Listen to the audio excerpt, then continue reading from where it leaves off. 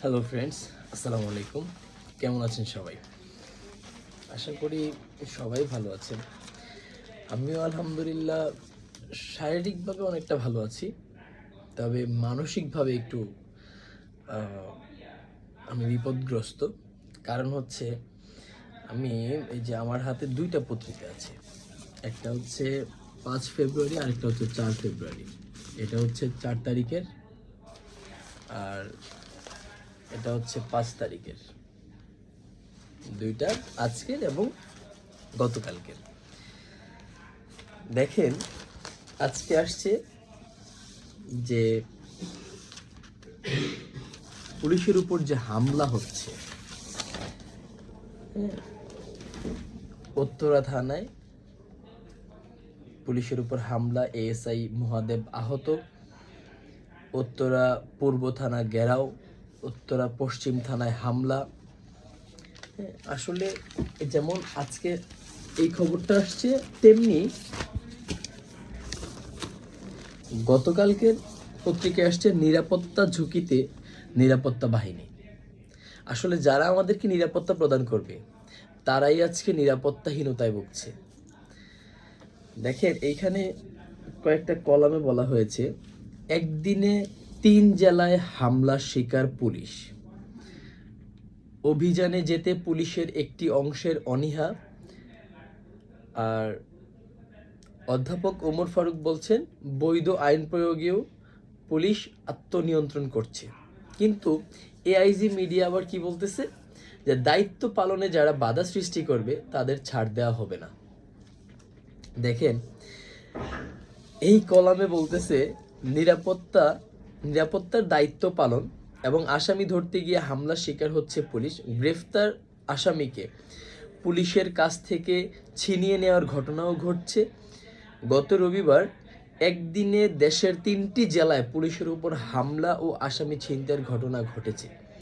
গোপালগঞ্জে পুলিশের উপর হামলার জেরে রবিবার রাতভর টুঙ্গিপাড়া থানা সাজোয়াজান দিয়ে পাহারা দেয় সেনাবাহিনী। এদিকে হামলার ঘটনার ফলে যে কোনো অভিযানে যেতে বাড়তি নিরাপত্তা ব্যবস্থা নিতে হচ্ছে পুলিশকে। রাত্রিকালীন ও দুর্গম এলাকায় অভিযানে যেতে পুলিশের একটি অংশের অনীহার তথ্য পাওয়া গিয়েছে। আইনশৃঙ্খলা রক্ষাকারী বাহিনীর এমন আক্রান্ত হওয়ার প্রভাব দেশের সার্বিক আইনশৃঙ্খলার উপর পড়ছে বলে মনে করছেন সংশ্লিষ্টরা।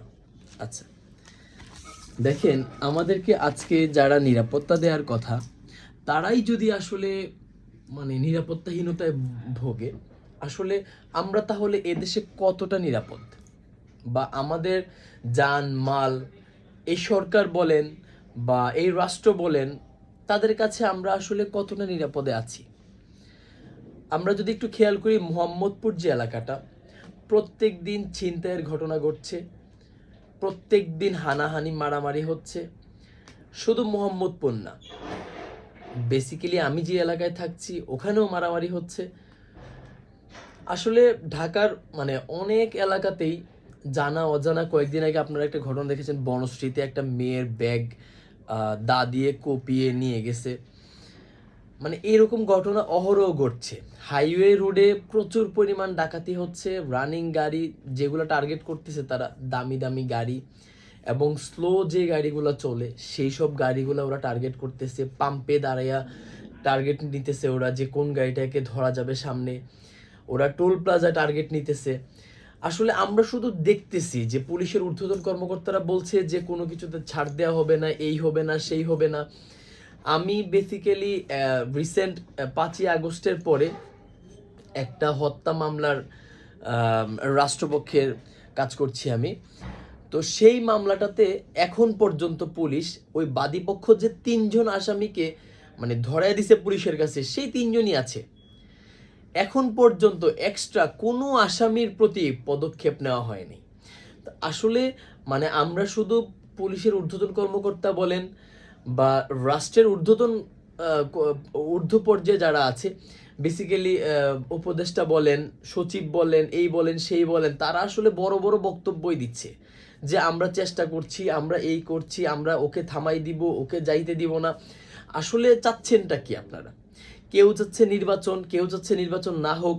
আগে তো মানুষকে নিরাপত্তা দেন, আগে আমাদেরকে তো নিরাপদ যে আমরা আছি এটা উপলব্ধি করতে দেন। আমাদেরকে নিরাপত্তা না দিয়ে আপনারা একজন আসছেন ক্ষমতায় থাকার জন্য, আরেকজন নতুন করে ক্ষমতায় বসবেন। আসলে মানে এই এই হট্টগোল লাগিয়ে দেশটাকে কি শুরু করছেন? ঢাকা শহরটা মানে মানে বসবাসের একদমই অযোগ্য হয়ে যাচ্ছে। আপনি সন্ধ্যার পরে যেখানেই যাবেন আপনার সাথে 2-3 জন নিয়ে যাইতে হবে, আদারওয়াইজ আপনি হয় ছুরি কাগাতে আপনি মানে মারা যাইতে পারেন, নতুবা আপনার মালামাল সব নিয়ে যেতে পারে। মানে খুবই মানে ক্রিটিক্যাল সিচুয়েশনে আছে ঢাকাবাসী। এবং অন্যান্য জেলার অবস্থাও আমরা টুকটাক দেখছি যে খুব বেশি একটা ভালো অবস্থা না। ভাইকে রাজনীতির জন্য মেরে ফেলতেছে, অমুক জায়গায় লাশ পাইতেছে, তমুক জায়গায় লাশ পাইতেছে। আসলে এগুলা খুবই দুঃখজনক। আমরা সবাই একটু সাবধানে চলাফেরা করব।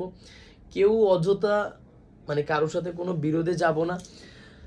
আর সন্ধ্যার পরে চলাফেরাটা ঢাকায় একটু কষ্ট, আমরা একটু চোখ কান খোলা রেখেই চলাফেরা করব। আমরা যেন কোনো বিপদের সম্মুখীন না হইতে হয় সেই সব জিনিস মেনটেন করে আমরা চলবো।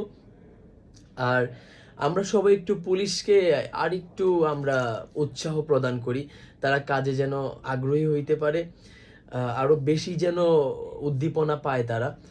আসলে আমাদের জন্য পুলিশ বাধাগ্রস্ত হচ্ছে, যেখানেই যাচ্ছে আমরা হয় অমুক নেতা হয় তমুক নেতা পরিচয় দিচ্ছি, পুলিশকে কাজে বাধা দিচ্ছি, কাজ করতে দিচ্ছি না। আর মানে সব কিছুতেই আমরা দেখা যাচ্ছে একটু নিজের স্বার্থটাকে বেশি ভাবছি। তো আমরা আমাদের মা বোন ভাই যারা আছে সবাইকে মানে এই জিনিসটাতে একটু আগ্রহী করব যে আমরা যেন কোনো খারাপ কাজে জড়িত না হই। আর সবাই যেন আমরা আইন শৃঙ্খলা বাহিনীর প্রতি একটু সফট কর্নার থাকি। কারণ হচ্ছে তারা যদি আসলে কাজ করতে না পারে আমাদের এই দেশ কখনোই আমরা শান্তিতে বসবাস করতে পারবো না। তাদেরকে আমরা কাজে আরেকটু উদ্দীপনা দিই, উৎসাহ দেই, এবং তাদের কোনো কাজে যেন আমরা বাধা প্রদান না করি। নতবা পত্রিকায় একের পর এক মানে প্রতিদিন আসলে এই নিউজগুলোই আসবে যে অমুক জায়গায় থানায় হামলা, তমুক জায়গায় পুলিশকে আহত করা হয়েছে। তো তাদেরকে যদি আহত করা হয়, তাদের থানায় যদি ভাঙচুর করা হয়, তাহলে আমাদের বসবাসের যে বাড়িটুকু আছে বা আমরা যেই জায়গাটুকুতে বসবাস করি সেই জায়গাটুকু আসলে কতটুকু নিরাপদ? তো সেহেতু আপনাদের প্রতি আমার মানে এক প্রকার মানে অধিকার খাটিয়ে বলবো যে আপনারা কখনোই পুলিশের কাজে বাধা দিবেন না, আর কোনো খারাপ কাজেও জড়িত হবেন না। যেই কাজে আমরা এবং আমাদের দেশবাসী উভয় বিপদের সম্মুখীন হইতে হয় আমাদের, এরকম কোনো কাজ আশা করি করবেন না। সবাইকে অসংখ্য ধন্যবাদ। আসসালামু আলাইকুম।